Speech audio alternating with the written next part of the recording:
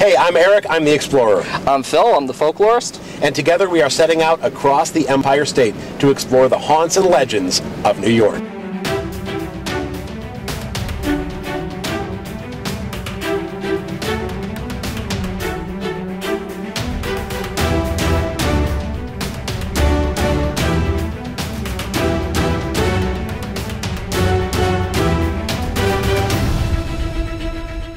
Standing a silent vigil along the lightly traveled old highway to Rome stands the Oriskany Battlefield Monument. The stone obelisk commemorates an important early victory in the American Revolution. It took 100 years after independence for the hallowed ground to be preserved, and the monument itself has a surprising connection to the Erie Canal at Utica. Travel with us and learn the monumental history of the Oriskany Battlefield.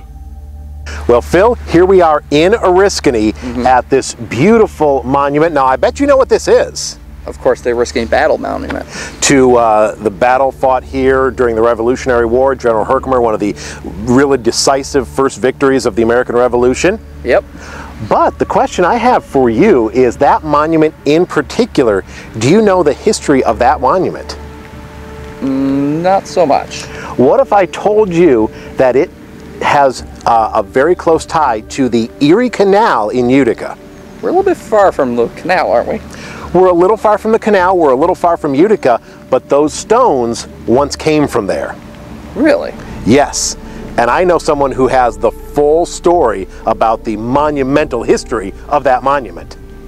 Let's go find out. Let's do it. So the site that Oriskany is on, do you think that, is that close to the battlefield? Was that the battlefield, or do you think it's off by a little bit by what you were saying? No, it's definitely a part of the battlefield, because you need to remember that the battle, according to the historical documents, took place over a, depending on which historian you want to believe, 4 to 6 hour time frame. It's a linear site insofar as they were fighting up and down the road, and they were also fighting off the road.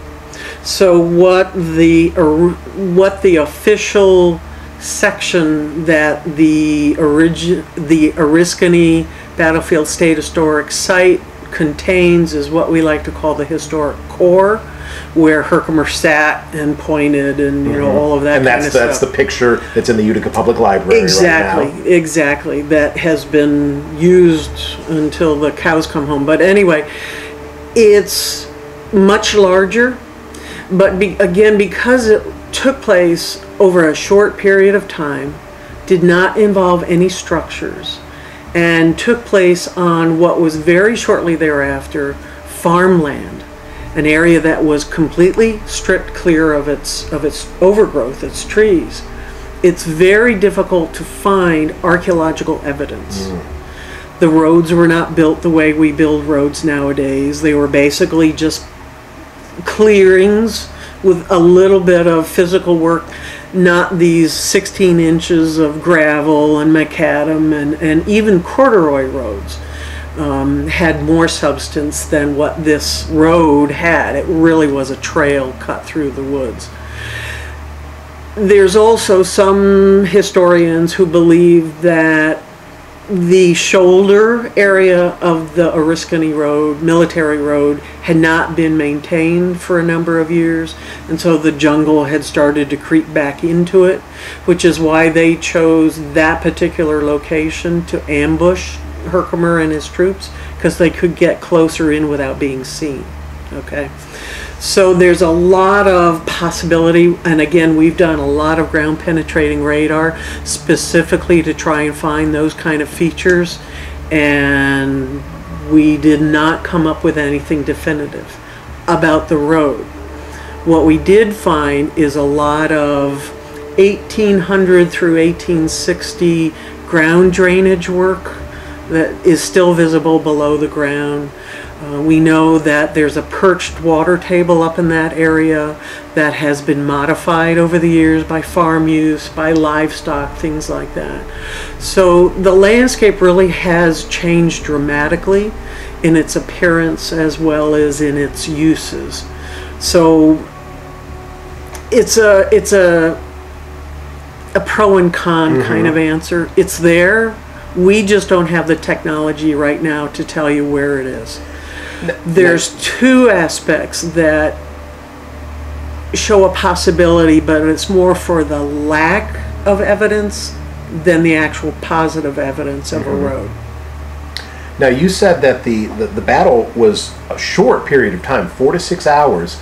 So what made that battle, what happened at Oriskany, so important to a young nation, so important as for the overall scheme of the war, and so important that 100 years later it was so important to save that and mark that with a huge monument? With a huge monument.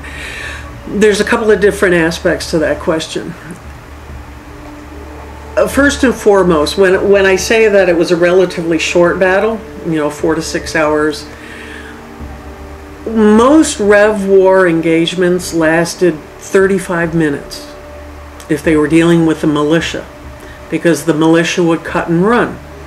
They were kind of the carrots that Washington would dangle out in front of the British troops to draw them in closer to the Continental troops. At Oriskany, it was strictly the Tryon County militia. It was New Yorkers, people from the Mohawk Valley. This was their valley. It was their territory. It was their homes. It was not at Oriskany. At Fort Stanwix, you had the general garrison of Continental soldiers. But at Oriskany, it was do or die. If they let those British forces pass them, the next stop would be German Flats, Stone Arabia. There was no stopping them. So they knew that they had to dig in, and they had to fight for all it was worth, because it was their families that were left at home, and their mother and their children and their parents. So it was really do or die. So when we say it's a relatively short engagement, it is in the larger context, but in the smaller context, that's one of the reasons why it was so important.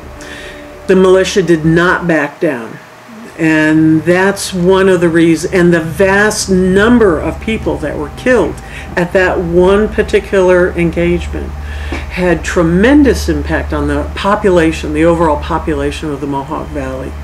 There's a statistic floating around, and I haven't had the time over the years to try and test it, because it would take a tremendous amount of data to do it.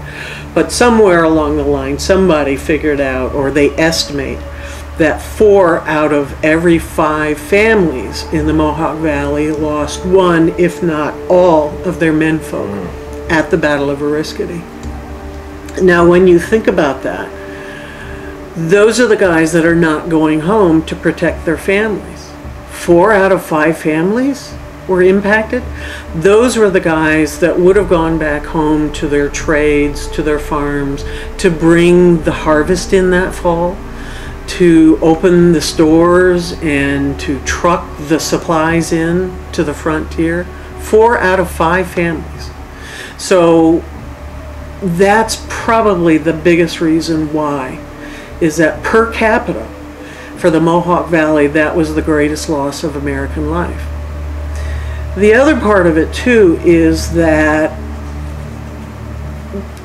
and this is where you get into kind of the touchy politics of American history, and there's pros and cons to every leader, because it was a terrible time to try and make decisions.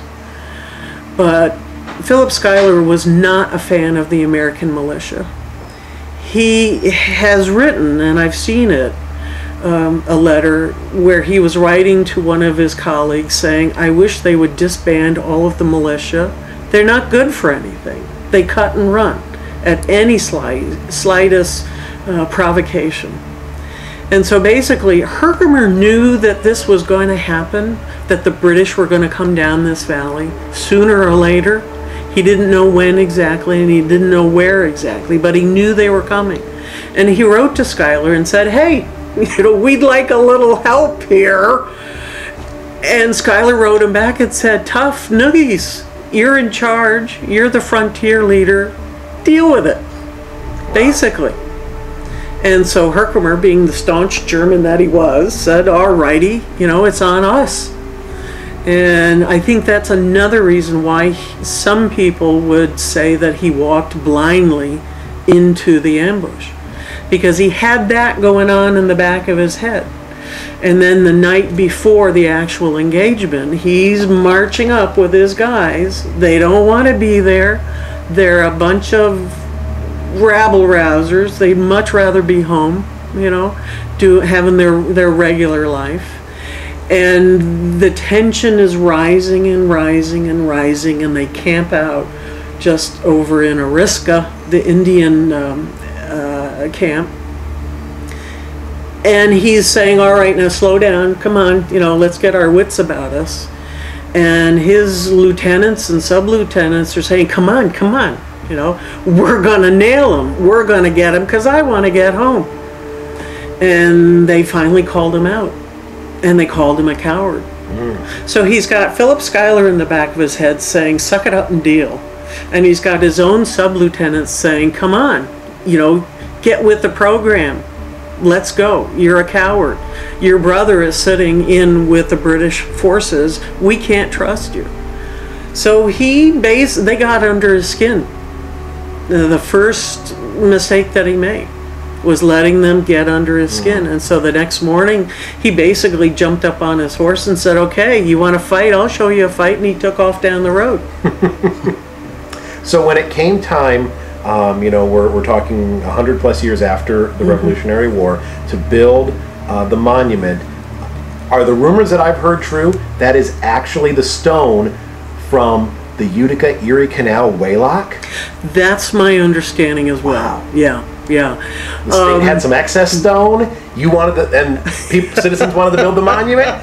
Here you go. Well, and it's another one of those situations that we find ourselves in all the time, and that is, you know, partnerships. Okay, when they wanted to build the monument, and there's a long story behind that, insofar as people in the Mohawk Valley were so distraught and wanted to commemorate their dead and their contribution to the Revolutionary War,